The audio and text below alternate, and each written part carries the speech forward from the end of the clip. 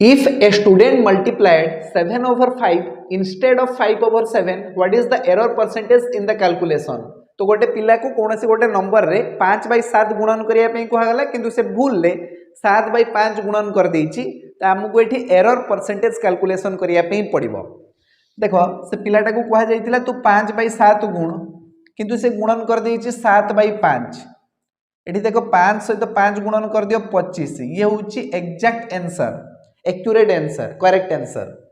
एबे एपटे गुणन कर 7 गुणन 7 49। तो ये होछि भूल आंसर। केते एरर हिची 49 नु 25 माइनस कर दबा 24। तो एरर केते 24 रो एरर हिची हमको परसेंटेज कैलकुलेट करिया पे कहै जाइछि। जेति की एरर हिची ताकू ऊपर लिखिबा, जेति की रियल आंसर ताकू तळे लिखिबा, मल्टीप्लाइड करो 100। बुझियला परसेंटेज रे आसीबो तमरो 25 400। एबे 24 रे 4 गुणन कर दबा 4 4 16, 24 4 96 ना 96%। एरर परसेंटेज होची तमरो 96%। माने ऑप्शन बी होची एठारे करेक्ट आंसर। बुझियला।